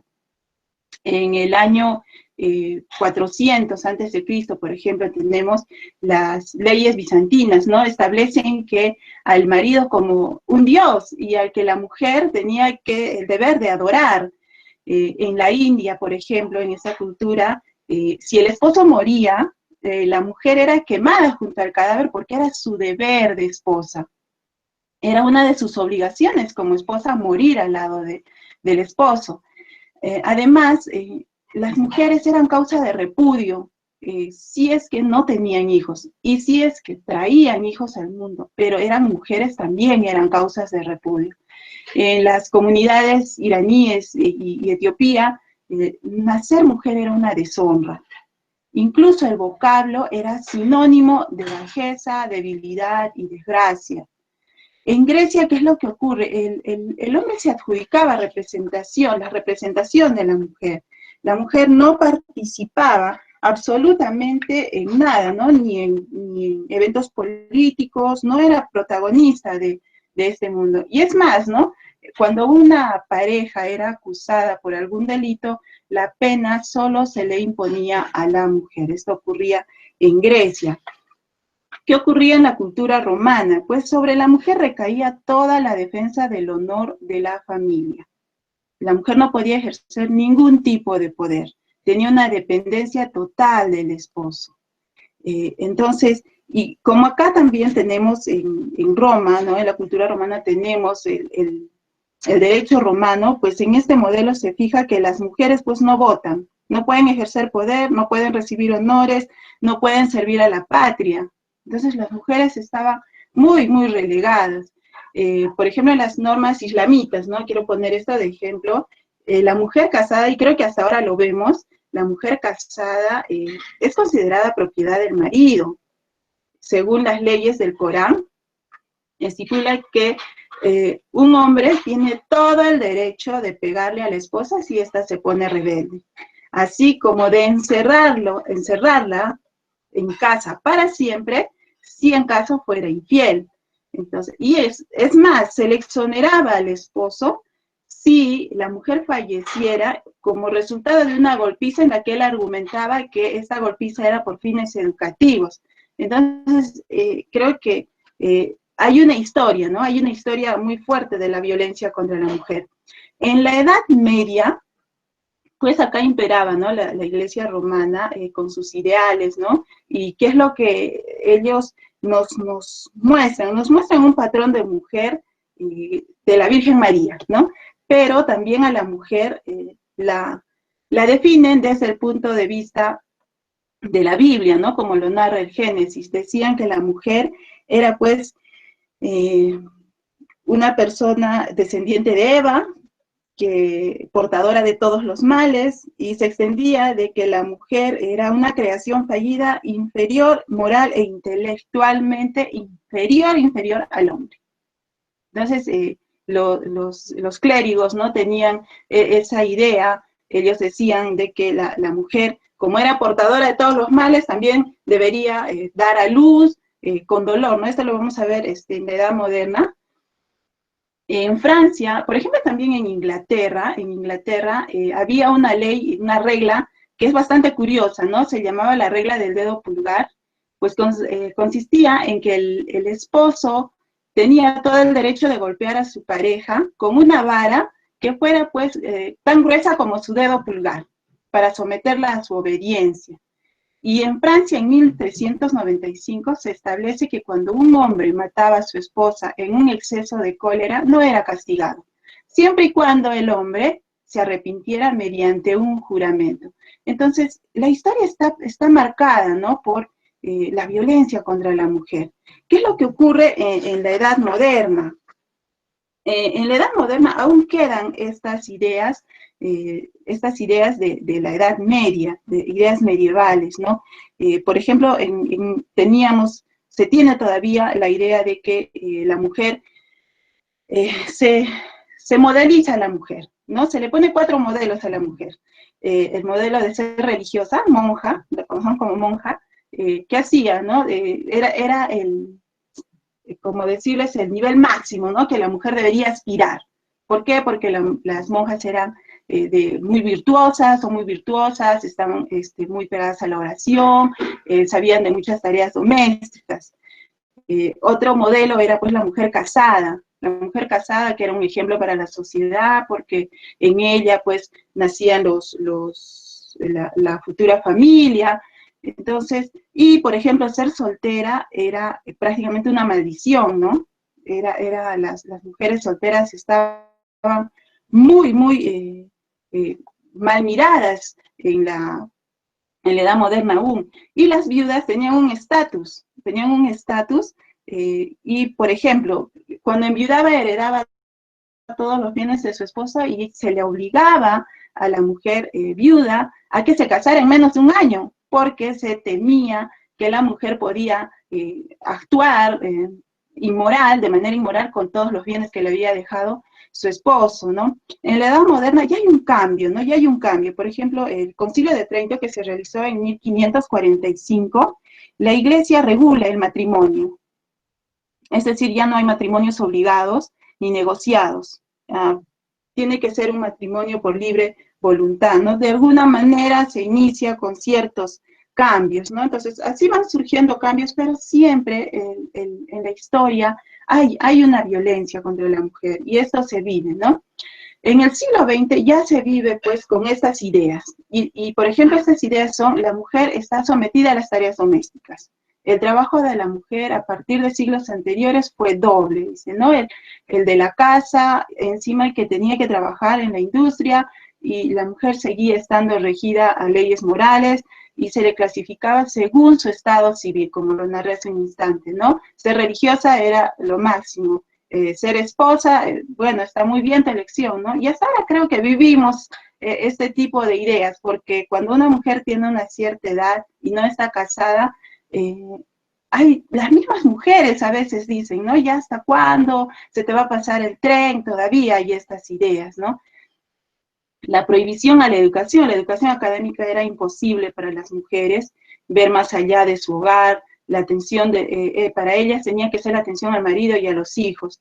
No podían beneficiarse de una educación formal debido a que los colegios y universidades les negaban el ingreso, ¿no?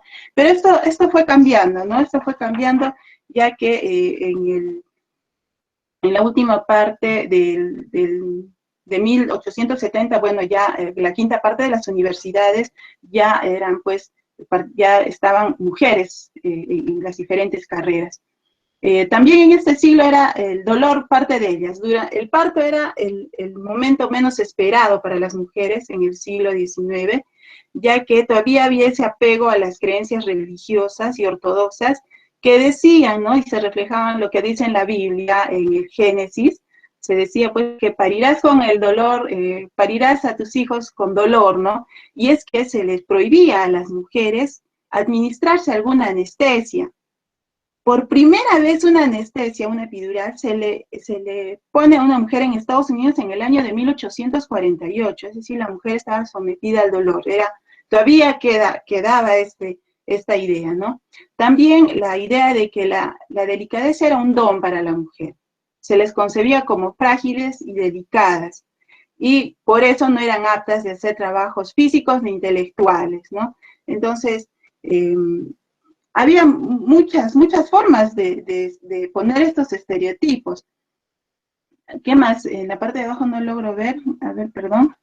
Dice, no tenían derecho al voto, no tenían derecho al voto. La mujer por primera vez a nivel mundial, pues en 1948, la legislación internacional reconoció el sufragio femenino recién a través de la Comisión de los Derechos Humanos. Y bueno, en Perú en el año de 1955, con el gobierno de Manuela Odría, y bajo la ley 12391, recién las mujeres, solo mujeres que sean mayores de edad y alfabetizadas podían votar. Seguía habiendo, ¿no?, esta violencia.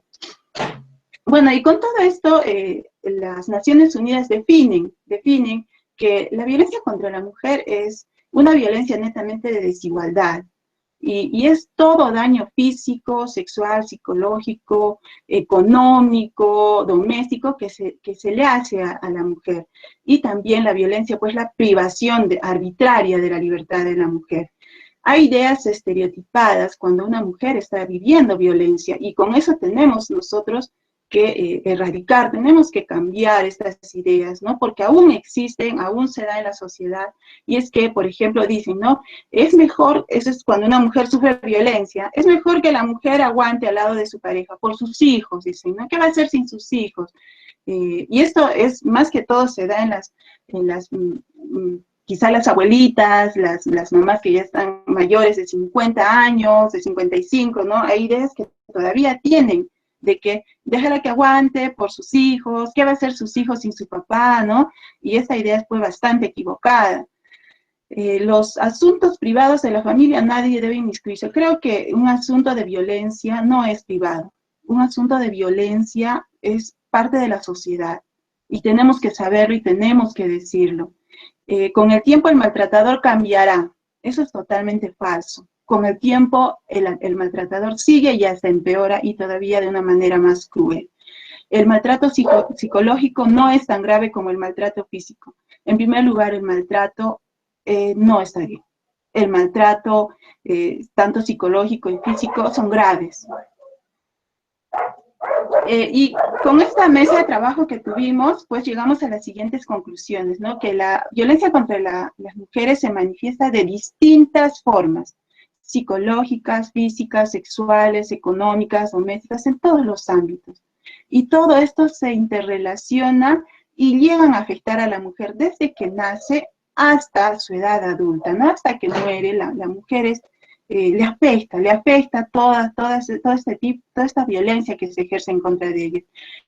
La violencia contra las mujeres afecta tanto a ellas mismas como a sus familias, a la sociedad, o sea, una sociedad donde existe el maltrato, la violencia contra la mujer nunca avanza. La violencia contra las mujeres no se confina a una cultura, a una región, o sea, no puede ser que estando en Europa no va a haber violencia, o me voy a China y no va a haber violencia, no. La violencia está en todos los países, en todos los estados, en todos los niveles económicos habidos y por haber, está la violencia contra la mujer, ¿no? Y las raíces de la violencia contra la mujer yacen en la discriminación persistente contra las mujeres. Entonces, en sí la violencia se da por un hecho de desigualdad, ¿no? Esta idea de que hay una superioridad y que tú eres inferior, eres delicada, pues esas son ideas que se tienen, ¿no? Entonces, esto es una raíz, ¿no? Que es violencia contra la mujer. Y esa sería toda la explicación que pudiera dar de nuestra mesa de trabajo.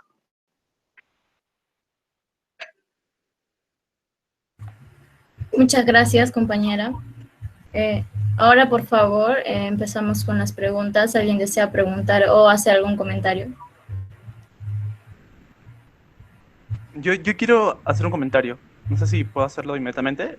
Sí. Sí, Erika, oye, realmente genial. Nos has dado tanta información que pues, nos has motivado mucho a investigar. Mira, para retribuir toda esta carga de información, yo quería comentar un punto. Al principio dijiste que tanto las mujeres como los hombres somos iguales en tanto la racionalidad que tenemos. Pero fíjate que la doctora Teresa tiene un artículo, la doctora Teresa Reta, sobre epistemologías feministas, en la cual nos presenta algunas feministas que, desde el punto epistemológico de la filosofía de la ciencia, plantean que las mujeres tienen otro tipo de racionalidad, como que los científicos varones no pueden llegar a las mismas conclusiones a veces porque les faltan ciertos atributos. La doctora Teresa ha remarcado que esto, a fin de cuentas, puede generar, o mejor dicho, es como una espada de doble filo, porque si una mujer diría, ah, mira que yo puedo llegar a algunos aspectos que tú no, por el hecho de ser mujer, un hombre podría decir lo mismo, pero desde el lado opuesto, ¿no? Yo puedo llegar a lo mismo por el hecho de ser hombre. Pero bueno, a fin de cuentas, era solo un dato que quería remarcar, y también para señalar que como que hay tanta variedad y es un espectro tan largo esto del feminismo y del pensamiento feminista que realmente toda la información que nos das es de mucha ayuda. Gracias. Gracias por tu participación, compañero Eduardo. Hay una pregunta aquí en el chat que dice, es del compañero Piero, dice, con el tema expuesto, desde su punto de vista, ¿es posible para todos los seres humanos entenderse de igual a igual sin alguna diferenciación de género? ¿Alguien más desea hacer una pregunta más? ¿O comentario? ¿Qué tal? Buenas tardes. A mí me gustaría hacer un comentario. Bueno, yo no soy estudiante, yo soy profesora y nada, tengo aquí en el grupo alguien que ha expuesto, por eso es que entré a su genial presentación. Me parece que el tema de la violencia de la mujer es un tema que no se debiera tratar, no se debiera discutir, tratar, debatir, ¿no? Conversar desde un aspecto apartado, ¿no? Entonces me parece que es un tema que debiera ser un poco más contextualizado, ¿no? Por ejemplo, o cuando a mí me hablan de violencia, pues en mi mente también pasa el tema de lo que es cómo estamos las mujeres en el campo de nuestra propia psicología, cómo que entendemos también por el tema de nuestros derechos, ¿sí? Sí, o sea, todo es histórico, claro, sí, pero se tiene que contextualizar mucho más, ¿no? Hay los temas de psicología, por ejemplo, ¿no? El amor propio, creo que también sería un tema que debiera estar presente, ¿no? Y nada, sí, también como mujer veo que es una tarea amplia de la sociedad, ¿no? Pero esto es como entre comillas la sociedad, es porque creo que cada uno de nosotros conformamos como socios, somos parte de esta sociedad, entonces sí podemos contribuir con diferentes, como ahorita, ¿no? Como ustedes con su estudio. Eso nada más. Gracias. Muchas gracias por el comentario. Sí, justamente esto lo hemos debatido por grupos y solamente estamos presentando las conclusiones a las que hemos llegado, porque como somos 6 mesas, entonces tenemos corto el tiempo para poder exponer todos y por eso lo estamos haciendo así rápidamente también. Igual muchas gracias a todos los que han participado. Por favor, en la mesa, sus respuestas. Si me permite responder la pregunta del compañero Piero.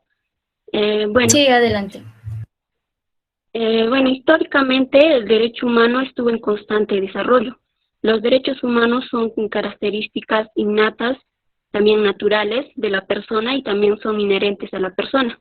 Por consiguiente, las manifestaciones originales de los derechos constitucionales están vigentes. Por tanto, ello se encarga de amparar los derechos. Y también incorporar una visión de género dentro del espacio de una socialización diferencial de género. Esto es la construcción cultural de lo femenino y lo masculino sobre la base biológica del sexo y define relaciones entre hombres, mujeres, basadas en una distribución asimétrica de poder. Su exposición más grave es la violencia contra la mujer por parte de su pareja o cónyuge. La mera verdad es que hasta el momento no se eliminó la violencia y existe una dinámica que se establece que es el síndrome del maltrato. Por consiguiente, el género es una categoría relacional que identifica roles socialmente construidos y que se relacionan entre hombres y mujeres. Ser hombre y mujer son procesos de aprendizaje surgidos de patrones socialmente establecidos y fortalecidos a través de normas, pero también a través de coerción. Bueno, los roles de género se modifican en el tiempo, reflejando cambios en las estructuras de poder y en la normativa de los sistemas sociales. Y bueno, y además la información que se distingue sobre la prevalencia de la violencia en general es todavía escasa y medir la prevalencia real es compleja porque se subestima los niveles de violencia debido a la escasa notificación de casos y también porque constituye un problema que atraviesa temas de sensibilidad general como poder, género y sexualidad. Sin embargo, las evidencias existentes indican que su alcance es mucho mayor de lo que se supone. Gracias.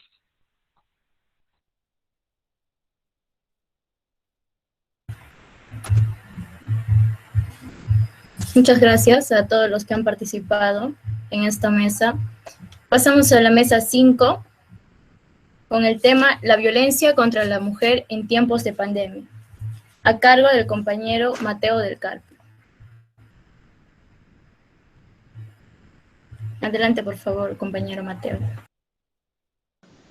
Dentro de las cuales tenemos que han sido por gente cercana a la mujer, en este caso. Como tal podemos nombrar al tío, al vecino, al padre, al abuelo, entre otros. Tenemos el ejemplo del 2019, que fue el peor año en toda la década, ya que se han registrado un aproximado de 160 feminicidios. Y tan solo en lo que vamos de este año, 2020, ya vamos a algo de 46. Por otro lado, tenemos el ejemplo de este padre en Ayacucho, el cual agarró un arma de fuego y mató a su pareja, siguiendo con su hija de 2 años y su hermana de 13. Las 226 violaciones se han registrado que aproximadamente el 60% de todas ellas se han realizado a menores de edad, como tal a niños, a niñas, adolescentes. Tenemos aproximadamente desde el 16 de marzo hasta el 5 de mayo 2.600 casos de abuso tanto familiar, psicológico, físico, en todo lo que es el hogar. En Lima se ha registrado un aproximado del 58% de todas las mujeres de 15 a 49 años han sufrido violencia por parte de su pareja. Tenemos que el 66% de las personas menores de 18 años han sufrido abuso físico como psicológico o familiar. Y tenemos por último que un 55% de los niños de un rango entre 9 y 11 años han sufrido algún tipo de acoso. La escala en cuanto al abuso, en la violencia, desde 2015 se registró un 68,2% de abuso contra la mujer. Y en este 2019 tan solo se ha reducido un 1,4%. El MIMP, en sus 398 centrales, ha tenido múltiples casos que se dividieron en violencia psicológica, física, tanto como sexual. Y a nivel mundial tenemos de que 3 de cada 10 mujeres han sido víctimas de algún tipo de violencia. Sin embargo, en el Perú tenemos un aproximado de 6 a 7 mujeres de 10 que son acosadas. Muchas gracias. Profesora, me gustaría terminar dando una conclusión acerca de todo lo que ha hablado. Correcto, puede hacerlo, Mateo. Como han podido oír, los datos acerca de todos los abusos que se cometen en tan poco tiempo, como hemos podido observar o escuchar, vienen ya desde, ¿cómo decirlo? Desde mucho tiempo atrás. Es algo que viene, como dijeron mis compañeros, algo que se ha ido fomentando a través del desarrollo. Digamos, cuando uno crece, pues se le acostumbra a que ser hombre, pues tiene que ser fuerte. Como dijeron en la época medieval, pues se permitía golpear a su pareja con una vara del grosor de su dedo pulgar. Entonces creo que todo esto aún se ha quedado arraigado a las costumbres, y siento que para poder hacer algo, para poder actuar, se necesitaría hacer campañas para sensibilizar a todo el país y a toda la población, y sobre todo a la crianza de los hijos, que es donde mayormente aprenden todo esto, desde la infancia, viendo que quizás su padre es abusivo, o su abuelo, y esto lo memorizan y se lo guardan. Muchos sufren ese abuso también, y muchas veces se desencadena en niños con problemas de inseguridad, problemas emocionales, y esto pues termina desembocando en más desgracia, en hombres que van a seguir abusando de mujeres, la van a seguir maltratando, o simplemente no van a reconocer de que también son personas y merecen el mismo respeto que cualquiera. Gracias.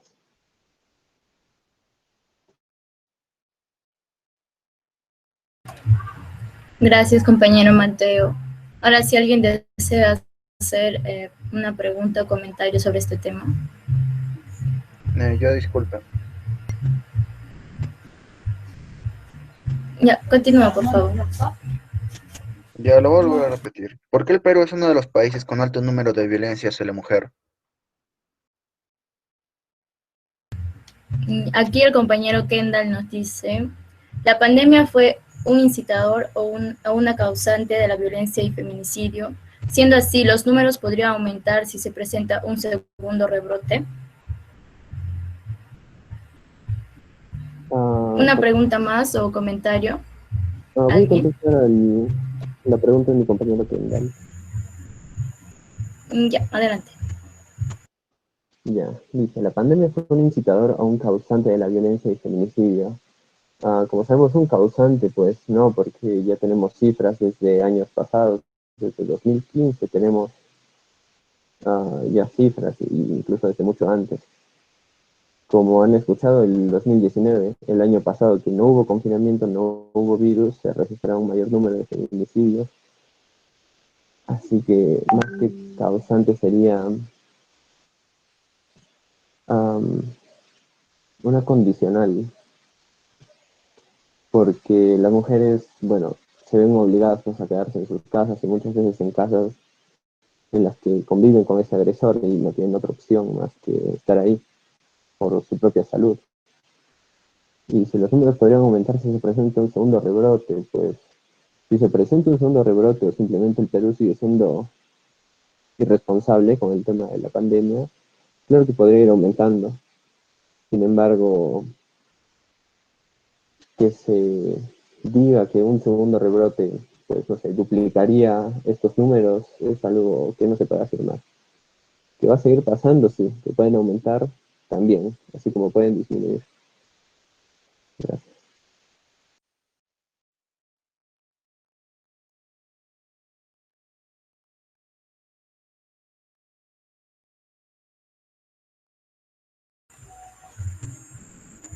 Muchas gracias, compañero Mateo, por su respuesta. ¿Alguien más de la mesa, de ese grupo, va a participar?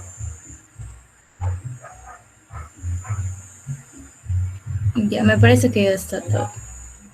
Entonces vamos a cerrar esta mesa y vamos con la última mesa, la mesa número 6, con su tema, las posibles causas de la violencia contra la mujer, a cargo del compañero Kendall Soto.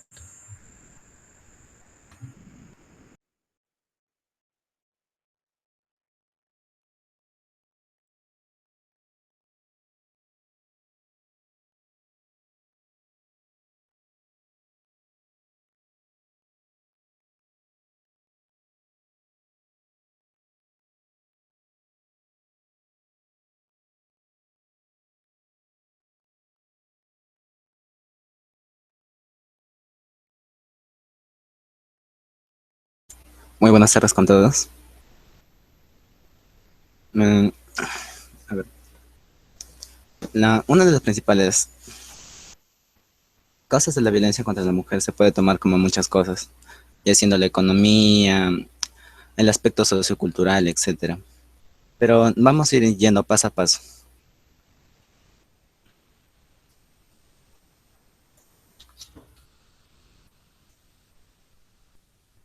El papel de la cultura en la violencia contra la mujer.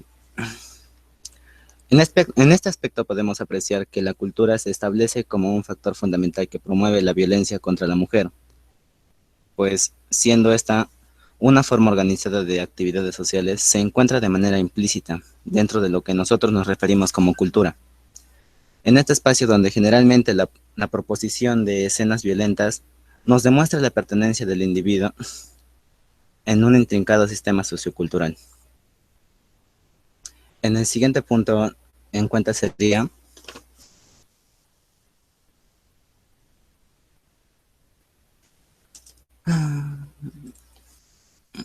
la diapositiva 4, por favor. La economía y su impacto en la violencia.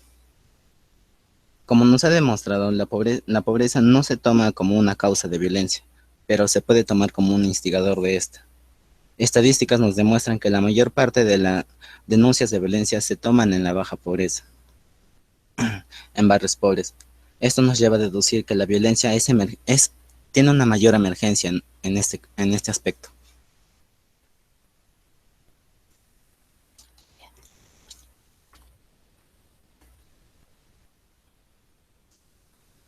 Siguiente, por favor.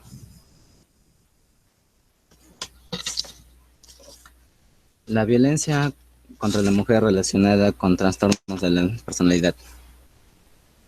La violencia dentro de la pareja y aún más en la mujer produce un estado significativo tanto en lo psicológico como en lo físico.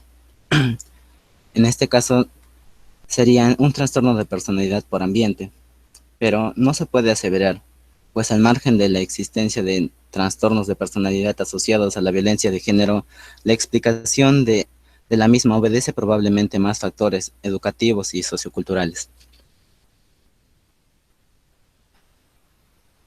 Eh, Algunos patrones de comportamientos del agresor serían una elevada sintomatología psicopatológica o un pobre control de impulsos. Se puede tomar como como cuando las personas se dejan llevar mediante sus sentimientos, celos patológicos, distorsión cognitiva o sobre los roles sexuales de la inferioridad de la mujer o sobre la legitimación de la violencia como forma aceptable de resolver conflictos. La falta de comunicación también vendría a ser un factor muy importante dentro de la pareja y de la familia. Muchas gracias.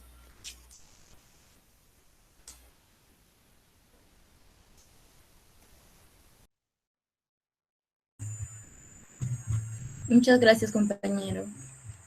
Ahora, si alguien desea hacer alguna pregunta o comentario.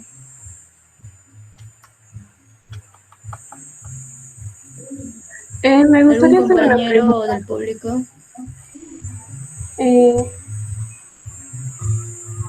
¿Creen que en algún momento se podrá erradicar la violencia contra la mujer? Porque se sabe que es una de las violaciones de los derechos humanos más extendidos y devastadores del mundo.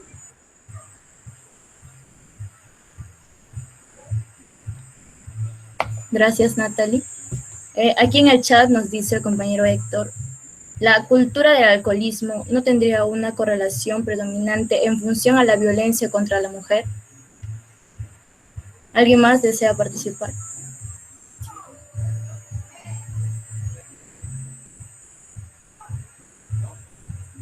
La mesa puede responder.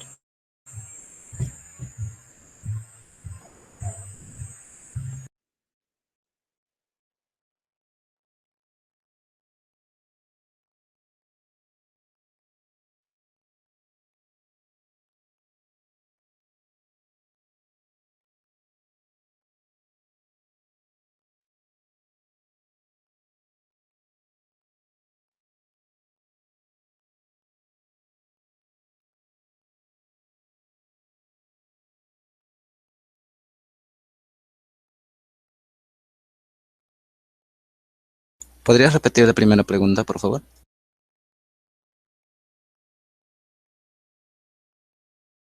Compañera Natalie, ¿podría repetir la pregunta?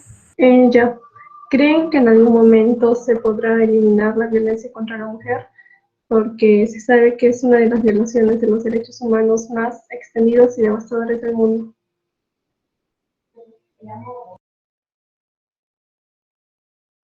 La violencia lamentablemente siempre va a estar presente. El objetivo debería de ser disminuir radicalmente estos índices y para poder hacer posible esto se necesita saber las causas.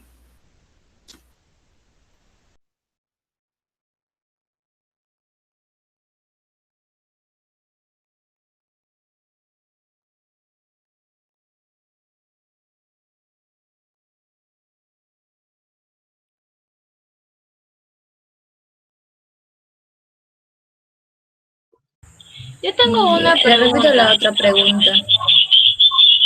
Sí, adelante. Si en casa...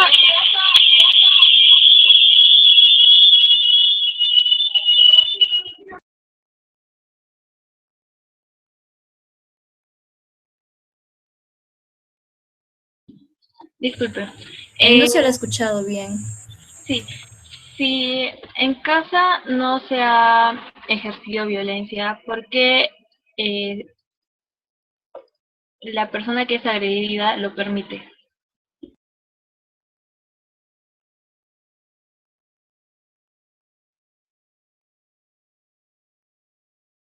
Eso es todo.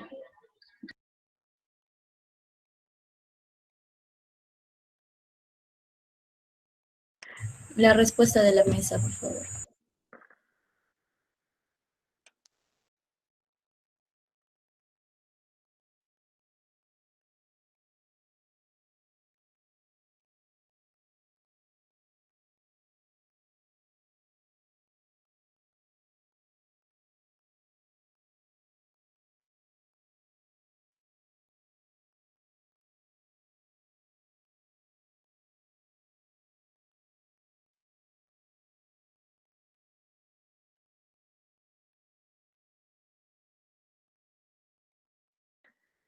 Naomi. Cualquiera de la mesa 6 puede responder.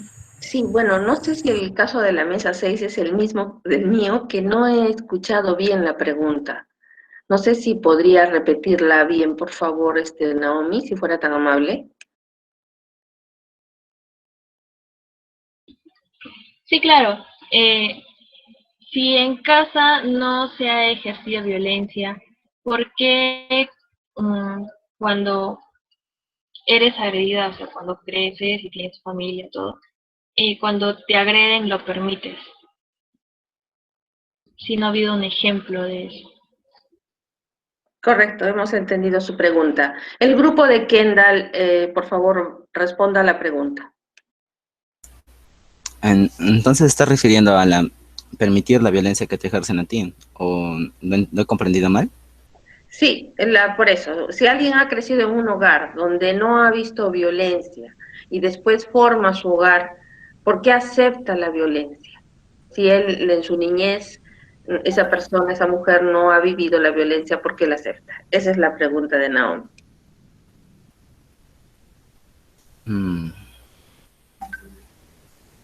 Al permitir la violencia a la propia mujer, no se estaría llevando a cabo violencia en sí, ya que es un acto permisivo.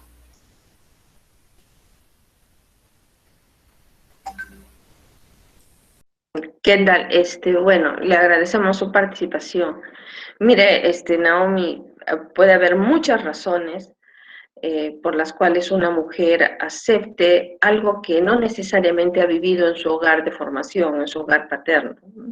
Problemas de autoestima, problemas de temor al fracaso, etcétera. Son muchas las razones que pueden llevar, o sea, el hecho de que hayamos crecido de repente en un hogar en armonía no garantiza que no nos encontremos en la vida con algún sujeto que quiera ejercer la violencia como un factor de persuasión, de convencimiento o de sometimiento.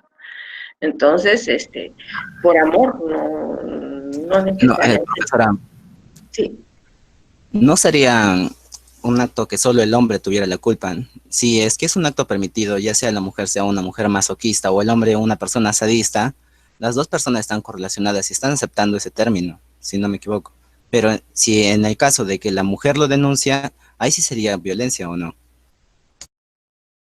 Disculpe, no entiendo su análisis, Kendall. Al ser una persona que ha crecido en un entorno donde nunca ha habido violencia o maltratos hacia la mujer o a su madre, como usted me está diciendo, si la persona es una persona masoquista, entonces ¿cómo se reflejaría eso? ¿Como violencia o como no violencia?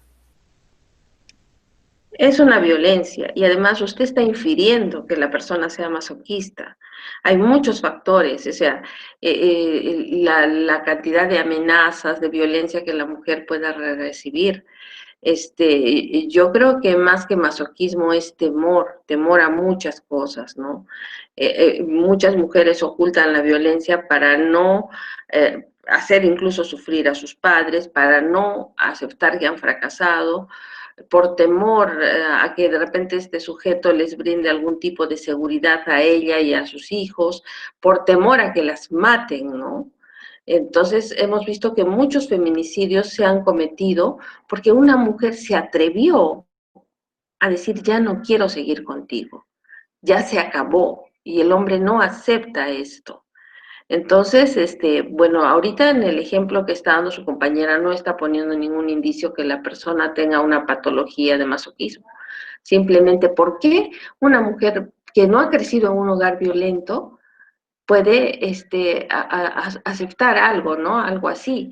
Y en realidad, justamente, si tú has crecido en un hogar normal, no sabes cómo reaccionar y yo creo que el pánico se apodera de ti y el temor y va a tener que llegar probablemente a una situación límite para que esta mujer o decida denunciar y acabar este tipo de situación o finalmente el caso termine con su muerte. Entonces, es algo que no podemos analizar ni tomar a la ligera, ¿no? Ni decir es porque es masoquista, ¿no? O sea, creo que esa es una respuesta. No, sí lo he comprendido, perdóname el comentario. Ok, gracias.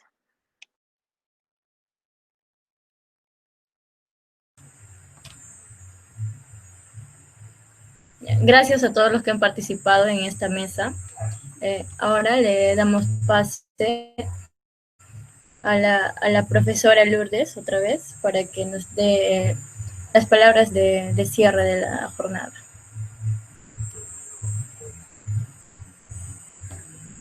Muchas gracias, Grecia. Quizás lo primero que les puedo decir es que mucho tiempo se ha venido luchando y se continúa luchando por visibilizar este problema. Gracias a Dios, pienso que ya está bastante visibilizado. Quizás faltan algunos aspectos en ponerse en mayor evidencia, pero tenemos un problema que abarca diferentes esferas, abarca la esfera de lo privado y la esfera de lo público. Decía que podríamos decir que ha sido visibilizado en ciertos sectores más que en otros, ¿no?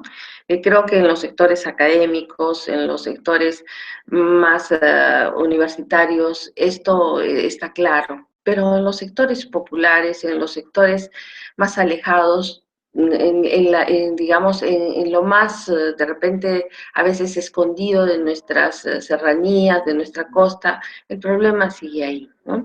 Y esto es una cuestión de educación, esto es una cuestión de que recién los gobiernos están tomando un poco en serio las políticas de no discriminación y no violencia y de apoyo hacia la mujer. Estamos iniciando, realmente esto recién comienza y creo que este tipo de eventos son importantes porque nos ayudan a crear una mayor conciencia de lo que está pasando, de lo que ha pasado y de lo que podría pasar. El tiempo, desde una perspectiva histórica, evidencia una serie de cambios, de transformaciones, de paradigmas en la ciencia, en la tecnología. Pero en el caso de la violencia hacia la mujer, esta historia, este tiempo no ha demostrado mucho cambio. Sigue cometiéndose violencia hacia la mujer, violencia en tiempos de pandemia, violencia en tiempos de no pandemia, y etcétera, ¿cierto? Ustedes, a quienes felicito, a todos los grupos, realmente estoy muy satisfecha y orgullosa de su sensibilidad social, de su preocupación por este tema que nos involucra a todos nosotros.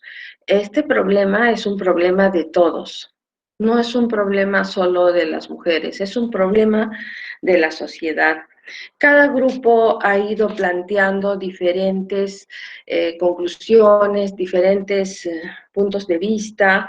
Hemos visto que nos han hablado de que, por ejemplo, el grupo 1, de convivir, de aprender a convivir en diferencia, en igualdad de oportunidad, ¿no? Luchar por el acceso a la educación, pero a una educación con un enfoque de género, a una educación con un enfoque intercultural que nos hace falta. Se ha hablado desde una perspectiva histórica, dos grupos lo han tocado de una manera muy puntual y me parece importante porque lo que ha sucedido en la historia, muy malo para la mujer, no debe seguir repitiéndose. Efectivamente, no se trata de crear una guerra, no se trata de un todo contra todos, ¿no? Evitar, como decían uno de los grupos, la guerra de los sexos, recuperar a la mujer de una serie de traumas históricos, crear leyes, pero leyes que no solamente estén escritas en el papel, crear leyes justas, pero sobre todo crear un cambio de conciencia que tiene que venir a partir de la educación, de la formación en familia, etcétera. Todos ustedes, me imagino la mayoría tendrá y construirá una familia, y allí también se da su oportunidad de cambiar estos estereotipos que a lo largo de la historia tanto daño nos han venido haciendo, ¿no? Es decir, estereotipos que crean culturalmente una imagen distorsionada que muchas veces la asumimos como verdadera, pero que no es así, ¿no? Entonces, aquel estereotipo, por ejemplo, de que la mujer es un ser frágil, vulnerable, sometido, que necesita la protección, etcétera, debe desaparecer, así como el estereotipo de que el hombre, por fortaleza y por ser quien es, no se debe permitir la debilidad de llorar y qué sé yo, o cosas todavía que las mismas mujeres las hacemos, como por ejemplo atribuir colores específicos para las niñas el rosadito, para los niños el azul, juguetes que llevan al quietismo, como las muñequitas, la cocina, qué sé yo, para las niñas, y los juguetes de movimiento y de fuera para los niños, como los carros, los aviones, todos ellos son estereotipos, ¿no? Que han creado estas formas mentales erróneas de encasillar tanto al hombre como a la mujer en papeles que no son realmente auténticos para cada uno. Se ha hablado también bueno, justamente como un estereotipo del dolor como algo asignado a la mujer, desde aquella maldición, ¿no? De parirás con dolor a tus hijos, etcétera, ¿no? Se ha visto la lucha denodada también de la mujer por obtener el voto, ¿sí? Pero alguna idea muy importante que la dijo, me parece, el grupo 4, es que el asunto de la violencia no es un asunto privado, es un asunto de la sociedad, es un asunto que involucra a todos, ¿no? Entonces, esta es una primera reflexión sobre este tema. Creo que es el inicio, este evento debe ser la semilla para ir creando una conciencia colectiva hacia el cambio. No trabajemos en base, digamos, a hacer solamente un análisis, ¿no? Sino a crear estrategias que puedan llevarnos. Alguien preguntaba, ¿no? ¿Podemos hacer que esto cambie? Yo creo que no va a ser fácil, pero sí se puede cambiar. No es algo que se va a hacer de un día para otro, es algo que nosotros debemos exigir. Primero quizás a nosotros mismos y también a nuestras autoridades. O sea, este trabajo no puede ser aislado, no puede ser solo de las mujeres, tiene que ser de todos.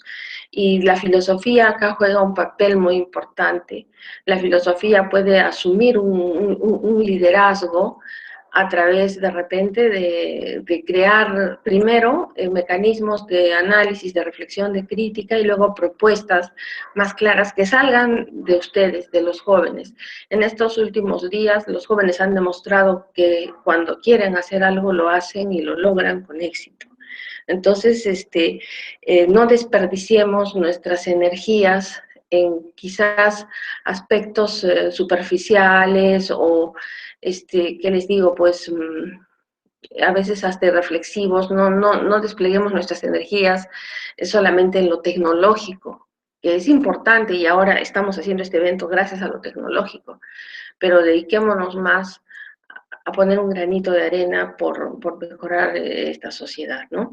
La educación, repito, es nuestra gran aliada y la filosofía puede ser, digamos, esa brújula que nos oriente. Nuevamente quiero agradecerles a ustedes, chicos, esto que, bueno, si bien es cierto, lo hemos hecho como un homenaje a nuestra escuela, a nuestra universidad, pero que encierra en gran parte una preocupación latente por cosas que tenemos que cambiar, por crímenes que no queremos que pasen más, porque todos nosotros estamos involucrados en este problema, que repito, no es solo de las mujeres, sino de todos. Gracias también a la invitación del profesor José Antonio Valdivia, al apoyo del profesor Wilber Tapia, y a todos los que de alguna manera han puesto un granito de arena por sacar esta pequeña actividad, que de repente no ha salido tan perfecta, pero que es el inicio, espero, de eventos de este tipo, de discusión, de análisis, ¿por qué no de repente de escribir al respecto? Qué sé yo. Entonces, quiero ofrecerles nuevamente mi saludo y agradecimiento y reconocimiento a ustedes que, a pesar de ser de primer año, han hecho esto muy bien, con mucha seriedad, con mucha convicción y con mucho compromiso. Eso tendría que decirles como palabras finales de este esfuerzo por hacer sentar nuestra voz en un día que no debe ser solo un día, es todos los días debemos luchar y denunciar la violencia hacia la mujer o cualquier tipo de violencia, ¿no? Provenga de donde provenga, la violencia solo destruye, solo causa incisiones en la sociedad. Eso sería todo lo que tendría que decirles. Muchas gracias. Gracias, profesora. Y muchas gracias también a todos los que han asistido por su tiempo, por habernos acompañado y por su participación. Espero que volvamos a encontrarnos en una próxima oportunidad. Muchas gracias y que tengan una buena noche.